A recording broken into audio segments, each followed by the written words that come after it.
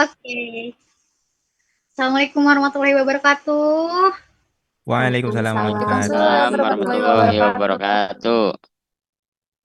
Halo teman-teman semuanya. Selamat datang di podcast Resaving Berakhlakologi. Aku Ayu Presti dari RSUD Talaga, peserta Latsar CPNS Kabupaten Majalengka Angkatan 8 Kelompok 3. Oke, di podcast kali ini aku ingin cerita santai tentang gimana sih penerapan nilai-nilai berakhlak di tempat kerja teman-teman semua. Mulai dari hal kecil dalam pelayanan, kerja sama tim, sampai sikap profesional sebagai ASN. Nilai berakhlak ini kan bukan cuma slogan ya, tapi panduan yang benar-benar bisa ngebentuk karakter ASN yang berintegritas, melayani dengan hati dan adaptif sama perubahan. Jadi, yuk dengerin sampai akhir, siapa tahu bisa jadi bahan refleksi bareng-bareng kita semua. Biar semangat kerja kita makin mantap dan berdampak positif bagi masyarakat sekitarnya. Oke, kita mulai yang berakhlak pertama ya, berorientasi pada pelayanan. Ke RSUD Cederes, OPD RSUD Cederes. Saya persilahkan Mbak Nuni sama Ajet. Selamat siang. Siang, Teh. Selamat siang, Teh. Halo, gimana ini hari ini? Masih semangat Lasar? Hari berapa ini kita? Ke-6? Kelima. Ke-5? Ya. Ke-6 aja ya, Jet, biar agak cepet ya. Boleh, Teh. Kalau bisa mah. Oke, kita lanjut ini nih. Ceritain berorientasi pelayanan di OPD kalian dong. Mau Banu nih, silakan. Eh, aja dulu yang di IGD dulu, nanti baru ke Nah, Rajal. boleh. Boleh. Nah, kalau di IGD sendiri itu kita sangat berorientasi pelayanan ya, karena waktu pasien pertama datang pun kita sudah menyambut mereka, kita perkenalkan diri kita sebagai petugas, terus kita menanyakan kepada keluarga pasien yang datang mau mendaftar, ada yang bisa dibantu, terus kita membantu mereka pengisian administrasi dan juga menjelaskan alur bagaimana cara kerja pelayanan di IGD. Sama kita juga sering mengedukasi pasien. Kalau misalkan di IGD itu kan kadang orang-orang ada yang pakai BPJS, ada yang pakai umum, nah terus ada BPJS yang nggak aktif. Nah kita berusaha sebisa mungkin mengedukasi keluarga pasien apabila BPJS tidak aktif harus bagaimana, kalau misalkan sudah aktif harus bagaimana. Nah kurang lebih seperti itu untuk di IGD. Nah barangkali Mbak Nuni di rawat jalan bagaimana? Intinya sih sama ya, Ajet.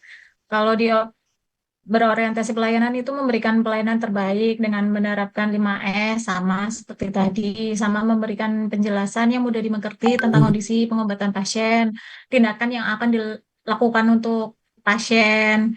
Terus yang terpenting itu eh, adakah ruangan yang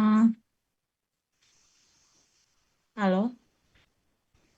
Hmm? Ya, Kedengaran, Hmm. Mbak? aman Oh, teh. kedengeran ya? Ya. Mm-mm. Nah, penjelasan yang mudah dimengerti tentang kondisi pengobatan pasien, tindakan yang akan dilakukan, dan yang terpenting untuk akreditasi juga pasien harus tahu DPJP-nya dia tuh siapa, dokter penanggung jawabnya siapa. Jangan sampai pasien tidak tahu dirinya itu dikelola atau dirawat oleh dokter siapa. Dan biasanya ini kalau yang kurang kalau ditanya pasiennya dokternya siapa Bu, Pak nggak tahu tadi nurut aja sama petugasnya kadang tuh kayak gitu, jadi kita harus memberikan pelayanan pengobatan yang paripurna ke pasien dengan memberikan penjelasan yang dibutuhkan pasien di awal. Lalu juga ada kalau misal ada keluhan, kita mendengarkan dan memahami dengan seksama kebutuhan pasien, lalu kita memberikan pengobatan yang cekatan, solutif, dan dapat diandalkan. Termasuk juga di pendaftaran di depan. Kalau misal pasien ternyata kondisinya kurang memungkinkan untuk diperiksa di rawat jalan, misal sesek atau apa, kita benar-benar berorientasi pada pelayanan untuk memberikan pelayanan yang maksimal. Kalau misal nggak memungkinkan untuk rawat jalan, kondisinya kita arahkan untuk ke IGD kayak gitu. Jadi nggak semuanya kita ke rawat jalan, ya udah rawat jalan kayak gitu. Disesuaikan dengan kondisi pasien, kebutuhan pasien gitu. Kalau memang gawat darurat, ya kita arahkan ke IGD seperti itu. Kurang lebih seperti Jelas itu. banget ya. Ya. Berarti sejauh ini kalian di situ memang semua menjalankan yang poin-poin kalian jelaskan barusan ya? Memang seperti Betul. itu ya? Oke. Itu kegiatan sehari-hari sih Teh, kayak gitu. Termasuk screening yang rawat jalan juga iya. Jangan sampai kecolongan kalau misal butuh gadar nih, sesek atau apa kayak gitu, tetap nunggu di rawat jalan kan butuh butuh waktu ya. Ketemu dokter, belum lagi nunggu obat kayak gitu. Jadi disesuaikan memang berorientasi penuh sama pelayanan kepada pasien. Dan Berarti kita pun nggak di boleh IGD siap baut-baut. sedia. Nggak boleh baut-baut ya, nggak boleh pasang muka-muka yang jelek kayak gitu berarti ya, Oh, senyum tidak gitu. dong.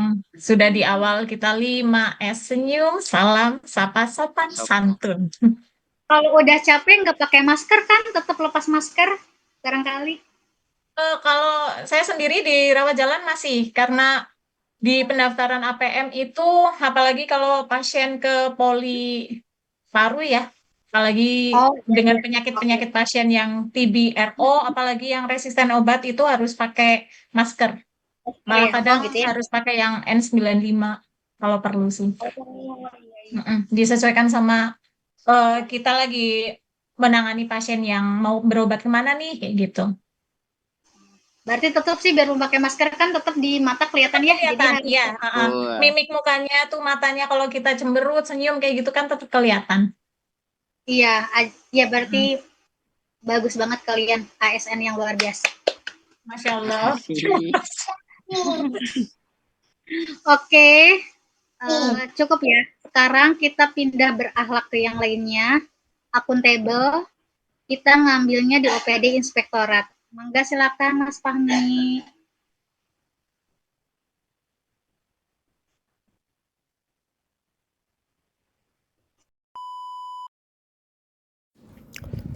Saya minta maaf atas kesalahan teknis yang telah terjadi pada sesi akuntabel, itu bagian saya, inspektorat sendiri sangat rentan dengan akuntabel karena setiap kegiatan pemeriksaan maupun review dilaksanakan dengan menjunjung tinggi prinsip akuntabilitas. Laporan hasil pengawasan disusun secara transparan berdasarkan data dan bukti yang dapat dipertanggungjawabkan. Selain itu, seluruh pegawai juga wajib membuat laporan kinerja individu dan tim sesuai target yang telah ditetapkan, serta melaporkan penggunaan anggaran secara tertib dan tepat waktu. Kita juga di inspektorat menerima konsultasi dari OPD lain terkait saran atau mungkin ada permasalahan yang menyangkut hukum di OPD tersebut.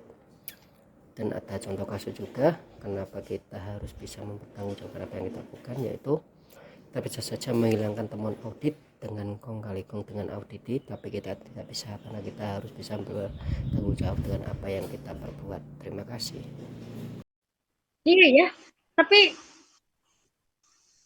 ya semoga tidak ini ya menyeleweng. Imannya dikuatin ya, memang kalau inspektorat tuh memang berarti luar biasa ya, berat banget ya, udah hidup mah berat ya, kerjaan berat gitu ya. Masya Allah. Udah bagus ya, alhamdulillah. Semoga kedepannya kita selalu menjadi ASN yang ada imannya ya. Kita lanjut ya ke kompeten. Sekarang kompeten itu kita ngambil di RSUD Majalengka. Mangga Teh Rani. Ya, halo semuanya. Aku izin sharing ya sama kalian. Gimana nilai kompeten ini bisa diaplikasikan di RSUD Majalengka ya. Kenapa berkaitan langsung dengan RSUD Majalengka? Karena menurut aku itu tuh biasanya dari RS itu kan selalu menambah dan mengembangkan kompetensi-kompetensi karyawannya ya, baik itu lewat dari pelatihan alat, terus webinar-webinar yang harus diikuti buat perpanjangan SIP, terus juga banyak penyesuaian pendidikan dari yang tadinya D36.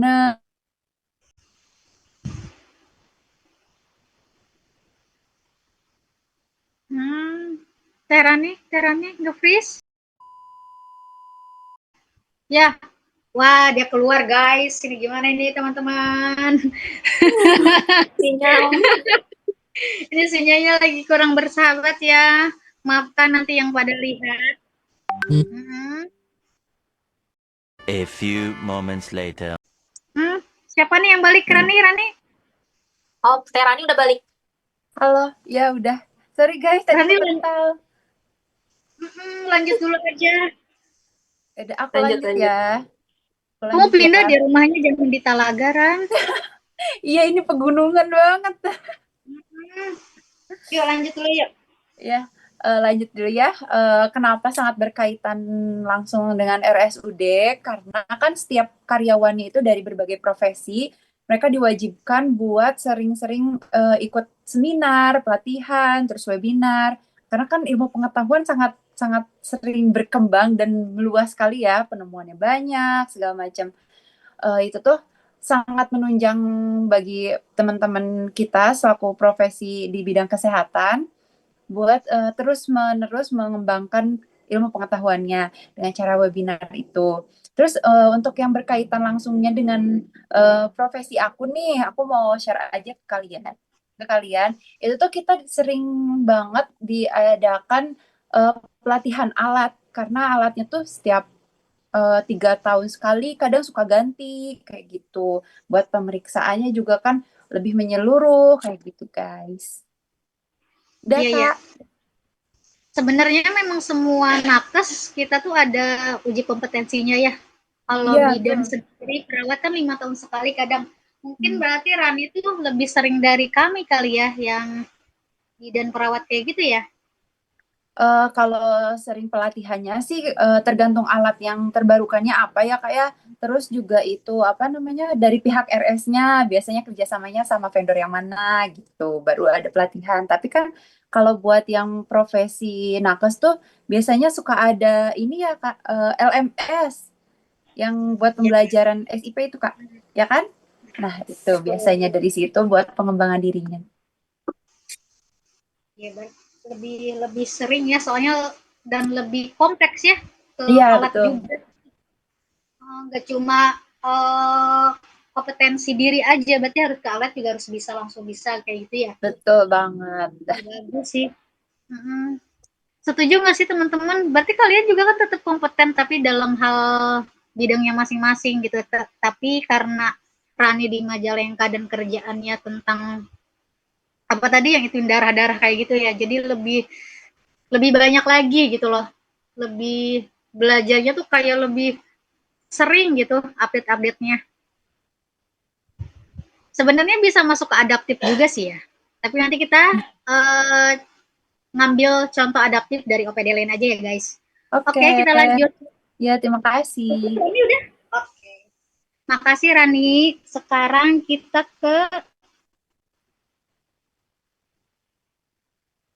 kemana ini sekarang? Aku kok nge-lag, maaf teman. Loyal. Harmonis Loyal ya? teh. Ya Harmonis, maaf. Betul, Harmonis. Aku belum sarapan, maaf. Meanwhile. Oke, lanjut kita Harmonis. Ada Ellen di sini. Halo Ellen, lanjutin ya. Halo Teh. Oke, di sini aku bakal ngejelasin ya tentang Harmonis, khususnya di OPD RSUD Talaga ya Teh. Di sini tuh poinnya sih kita tuh membangun hubungan interpersonal antara dokter, perawat, atau sekalipun pasien sama keluarga pasien tuh Teh. Contohnya itu kayak khususnya di IGD ya Teh, di aku itu kayak ngelakuin briefing antara tim aku sama misalnya tim yang shift selanjutnya gitu biar menyamakan informasi. Terus kalau misalnya ada konflik atau ada masalah itu bisa dimusyawarahkan bersama dengan bahasa yang bahasa yang sopan lah gitu, nggak yang saling menyudutkan gitu antara pihak sana sama pihak sini gitu, dan bisa diselesaikan dengan musyawarah itu. Terus menjaga suasana kerja yang kondusif dan menyenangkan juga. Contohnya kayak kita kan kerja ya Teh sama-sama setim gitu. Kita harus benar-benar bisa, kalau misalnya ada kesalahan kita bisa menutupi kesalahan itu gitu. Walaupun itu mungkin sesuai SOP ya Teh, kita nggak yang gimana-gimana gitu. Dan kita bisa mengedepankan komunikasi yang efektif sama saling menghargai sesama teman sejawat, atau bisa ke pasien juga dengan bahasa yang sopan kayak gitu. Terus kali ya, sama kita tuh memberikan suportif ke teman-teman, atau misal kita tuh ngebantu temen yang lagi kesusahan gitu. Misal ada beberapa tindakan yang dia tuh nggak bisa gitu. Terus kita bisa ngebantu dia di di tindakan pasien gitu. Jangan sampai teman kita tuh kesusahan gitu, dilihat sama orang-orang kayak gitu. Jadi kita bisa nge-backup si teman sejawat kita gitu. Jadi kita membangun yang harmonis di suasana kerja. Biarpun hati tidak harmonis, tetap harus harmonis ya. Ya dong, pasti. Ya. Itu harus. Harus. Jadi si muka ditolong tetap kondisikan berarti ya. Ya, walaupun sedang tidak baik-baik saja. Betul, itu harus jadi ASN yang berakhlak, harus seperti itu. Betul. Tambahannya mungkin dari Siti kan di ruang rawat inap ya. Gimana? Iya, Teh, kalau di aku ya, yang dirawat inap, yang di IGD, paling kalau misalkan Teh ada pasien yang punya pantangan tuh buat makanan, kita koordinasiin ke bagian gizi untuk disesuaikan ya. Sama kalau misalkan ada keluarga pasien yang khawatir akan kondisi pasien, kita dijelasin secara bahasa dengan yang mudah dipahami gitu, biar tidak ada kesalahpahaman. Paling gitu sih Teh di rawat inap. Iya ya, nggak terlalu kompleks gimana-gimana ya Neng ya. Lebih ke komunikasi ya sama sesama teman ya. Iya. Menjaga tutur katanya. Oh, Oke. Kalau Gina di farmasi gimana nih ke teman-temannya harmonisnya? Ya teh kalau misalkan masalah harmonis kurang lebihnya sama ya teh sama teh Ellen sama teh Siti. Jadi kita kerjasama antara rekan kerja sama profesi lainnya gitu. Kalau misalnya kayak kan kita udah resepnya udah elektronik ya teh. Kalau misal kita ada kendala nih, kita tuh harus ngobrol sama perawatnya gitu. Ini resepnya belum masuk gitu, diresepin udah belum gitu, atau enggak obatnya apa aja gitu. Jadi kita harus menjaga hubungan baik dari apotek ya, dari farmasi sama apotek, sama perawat atau enggak sama dokternya gitu. Terus sama pasien juga kan kita ngobrol langsung ya sama pasien, kita kasih edukasi masalah obatnya. Jadi kita tuh harus ngobrol pakai bahasa yang sopan, pakai bahasa yang mudah dimengerti gitu, biar si terapi obatnya itu efektif gitu buat pasiennya gitu. Kalau misal kan kerja nggak sendirian tadi ya, sama dan teman apoteker lain. Kalau si teman si A sama dan B-nya sedang tidak harmonis mereka. Jadi gimana nanti efek harmonisnya? Ya, kalau bisa mah kita juga sesama teman-teman di apoteknya juga tetap menjaga ya teh hubungan baiknya. Soalnya kan kita tetap berhubungan ya. Di satu shift itu enggak satu orang atau dua orang. Jadi ya sebisa-bisa mungkin kita eh, menjaga hubungan itu. Kalau misalkan kita yang apa sih yang tidak harmonis dengan orang lain, jadi kayak kita jadi penengahnya gitu. Kita nerima saran dari orang ini, dari saran orang itu gitu loh. Jadi kita ambil sisi tengahnya, kita cari permasalahannya itu di mana gitu. Iya betul Jangan ya. sampai ketidakharmonisan Profesional itu, lah ya, sebisa ya mungkin. profesional. Jangan sampai ketidakharmonisan itu mengganggu kinerja kita gitu. Ya pokoknya berarti dalam hal apapun, kita ada masalah apapun, sebagai ASN harus tetap harmonis ya. Bener, intinya kayak gitu ya. Jadi ya udahlah kesampingin dulu untuk hal-hal pribadi ya. Gitu. Ya bagus banget teman-teman Talaga, makasih. Kita lanjut Loyal Satpol PP ya. Sigit, halo. Apa Sigit ada di tempat? 20 minutes later. Wah, Sigit kena angin apa Git? Angin Pangandaran enak kali. Wah, Sigitnya nggak ada ini teman-teman. Gimana tuh? Kita mau lanjut aja tuh gimana guys? Lanjut dulu kali ya? Boleh lanjut dulu. Oke, kita ke kolaboratif dulu aja ya.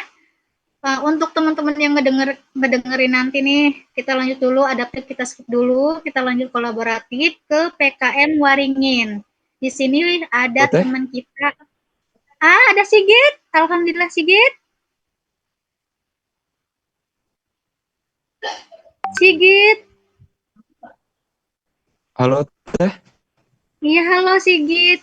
Kedengeran suaraku? ada suaranya Iya. Teh. Ada Iya, suaranya kedengeran?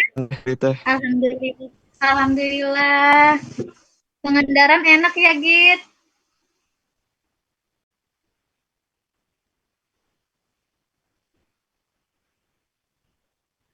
Aku sampai deket-deket kayak gini nih, padahal suaranya juga kedengeran ya.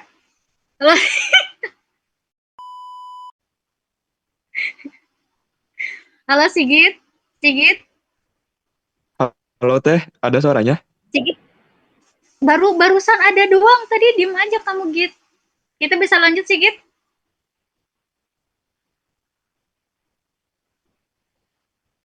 Two hours later. Musik mengalun.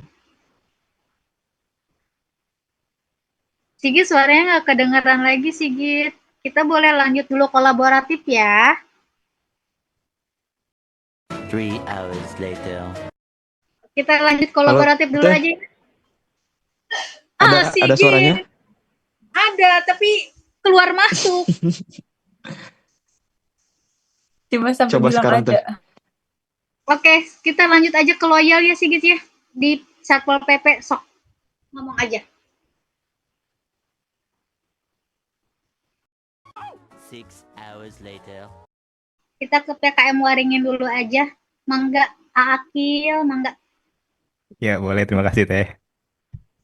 Jadi kalau misalkan aku kan bagian kolaboratif ya di Puskesmas Waringin ya. Jadi kalau aku itu lebih ke arah banyaknya ke lintas sektor. Jadi kayak kemarin, kayak misalkan MBG ya, program dari pemerintah Presiden Pak Prabowo tuh yang suruh untuk membantu lah beberapa sanitasi dari MBG tersebut. MBG kan makan bergizi gratis. Nah, di mana di satu kecamatan itu hampir ada 3 lah itunya, dapurnya. Itu kita mengawasi kolaboratif akan hal tersebut. Jadi, untuk apa? Untuk tidak yang namanya terjadi KLB atau kejadian luar biasa di kemarin itu ada ya di Jawa Barat ya, sama di luar Jawa Barat kalau nggak salah ya. Sama kemarin juga kita itu kolaboratif ke desa. Jadi banyak ya program-program dari Puskesmas. Kayak misalkan pengukuran. Jadi kayak pengukuran itu ada namanya Skam RT.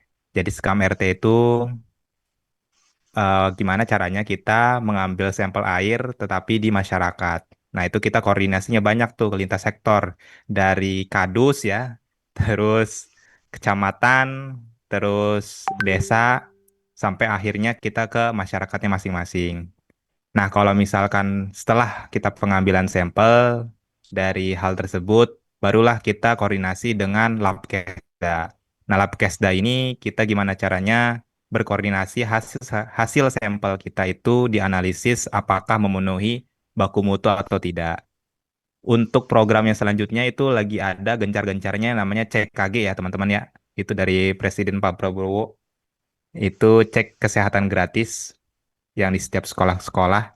Jadi kita kolaboratifnya adalah kepada para guru-guru ya teman-teman. Jadi guru-guru terus keluarga-keluarga dari orang tuanya, anak-anak itu kita kasih yang namanya pengukuran-pengukuran, baik itu tinggi badan, terus imunisasi gitu ya, dari imunisasi polio gitu-gitu. Jadi kita itu sangat erat yang namanya kolaboratif lintas sektor teman-teman. Jadi Nggak hanya di puskesmas saja, tetapi ke masyarakat, ke kecamatan, ke desa, ke kadus ya, kuwu juga teman-teman, dan lain sebagainya sih. Kayak dinas kesehatan juga kami juga kolaborasi, karena untuk kita menjaga tidak ada yang namanya terjadi, sekarang itu ada namanya KLB. Jadi KLB dari makanan bergizi gratis itu sangat mempengaruhi untuk program kesehatan di daerah masyarakat masing-masing. Gitu sih, Teh. Ya, ternyata lebih banyak ya. Betul, Biasa lebih banget. banyak. Capek ya? Pasti semua capek sih ya. Tapi seru kali ya Git ya. Git. Oh, kok aku masih ingat si Git. Si Gitnya ngilang soalnya. Maaf Akil. Kita ya udah untuk itu kan aku jadi bingung nih, maaf guys. Maaf ya Sigit, bukan berarti kita mengesampingkan, gak juga, tenang aja. Nanti kita ada solusi bareng-bareng. Ini kan kelompok bareng ya teman-teman ya. Iya, betul Teh. Betul. Ya tenang aja udah. Oke. Gak ada tambahan lain teman-teman. Adaptif Teh. Yang adaptifnya mau sekarang atau kalau saya sih saran nanti Sigit bikin ini sendiri aja nggak sih? Kita gabungin suara. Boleh banget. Oh, boleh nggak apa-apa? Boleh. Boleh. Benar. Iya nanti yang adaptifnya Sigit aja yang disatuin. Loyal siapa Teh? Adaptif ada satu lagi.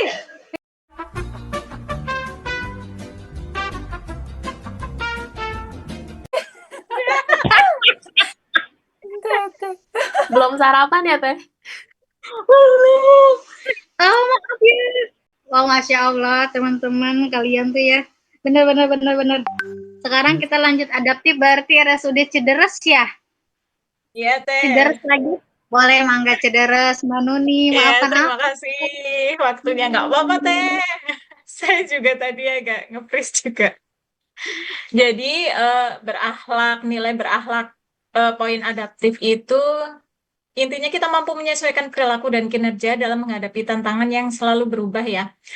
Misalnya kayak dulu SIM-RS tuh, Sistem Informasi Manajemen Rumah Sakit. Kalau dulu kan semuanya pakai manual. Nah, sekarang selain perkembangan teknologi juga dituntut dari akreditasi itu semua rumah sakit diharapkan menggunakan SIM-RS. Jadi untuk mengelola seluruh data dan informasi operasional rumah sakit. Bisa mulai dari pendaftaran, rekam medis elektronik, penjadwalan, manajemen farmasi dan inventaris, terus keuangan, terus administrasi sumber daya manusia, semuanya menggunakan SIM RS ini. Dan apalagi kalau misal kita yang muda-muda kan harus adaptif ya, dan kita juga harus adaptif juga ke yang lebih senior, dan itu butuh waktu dan ketelatenan untuk mengajari beliau-beliau. Betul. Jangan sampai kita yang senior tuh ngerasa, guruin banget nih, kayak gitu. Jangan, ya tetap menampilkan sopan santun sama yang lebih senior, kayak gitu. Dan butuh kesabaran tentunya. Terus juga selain SIM RS, ada juga mobile JKN yang dari BPJS Kesehatan ya, rumah sakit. Kan pasti bekerja sama dengan BPJS Kesehatan. Nah, itu dari BPJS Kesehatan sendiri meluncurkan penggunaan Frista, yaitu fitur pengenalan wajah dalam aplikasi JKN Mobile yang memungkinkan peserta untuk verifikasi data hanya dengan pemindaian wajah atau scanning. Dan ini bertransformasi ya, inovasi. Kalau dulu kan pakai sidik jari. Nah, sekarang itu pakai Frista namanya. Yang BPJS sendiri terus berinovasi dalam memberikan pelayanan agar nanti saat proses pendaftaran itu lebih cepat dan lebih akurat. Jadi di-upgrade dari sidik jari menggunakan Frista. Seperti itu, Teh. Dan banyak adaptif yang lain juga sih. Tapi untuk di Cederes seperti penggunaan Frista sama SIM RS. Oke. Ya, soalnya kalau di Rumah Sakit Talaga sendiri belum masuk seperti itu, Mbak. Terima kasih ya. Ya, sama-sama Teh. Nanti mungkin bertahap ya Teh. Karena memang untuk penggunaan SIM RS sendiri nggak bisa langsung brek 100% nggak bertahap dari Benar. instalasi mana dulu kayak gitu. Dan pengoperasiannya juga butuh tenaga IT yang handal sama yang mumpuni karena bisa sewaktu-waktu kita daftarin pasien tiba-tiba tuh nge-lag servernya down atau apa dan itu butuh banget kecepatan dari tim IT juga. Kalau pendaftarannya agak melenceng 5 menit atau 10 menit kan antriannya juga udah banyak juga Iya, tuh. benar. Mm-mm. Kayak gitu Berarti dari tetap semua pihak juga. kolaboratif masuk lagi ya, Mbak ya ke situ Ya, ya. kolaboratif, betul. Seperti itu Oke, Teh. terima kasih Mbak Nuni dari RSUD Cederas. Ya, sama-sama Teh. Kita sekarang dari Sigit, Satpol PP, beliau akan menjabarkan gimana sih loyalitasnya beliau di Satpol PP tersebut. Silakan Sigit. Baik, terima kasih. Bentuk loyal di Satuan Polisi Pamong Praja dan Pemadam Kebakaran sendiri, yaitu seperti tiap pagi dan sore tuh sebelum pulang kita diwajibkan untuk apel pagi dan sore. Terus tiap jam 10 pagi kita wajib berdiri untuk menyanyikan lagu Indonesia Raya. Dan juga kalau di kami tuh istilahnya siap nggak siap harus siap. Misalnya waktu masuk weekend atau tanggal merah atau libur panjang, kalau ada sprint atau surat perintah tugas untuk tugas atau piket, khususnya piket, kami harus bersedia. Selain itu juga kami dibentuk unit-unit seperti unit pengaman pimpinan daerah yang mengamankan pimpinan daerah yang terdiri dari Majalengka 1 yaitu Pak Bupati, Majalengka 2 yaitu Pak Wakil, dan Majalengka 3 Pak Sekretaris Daerah.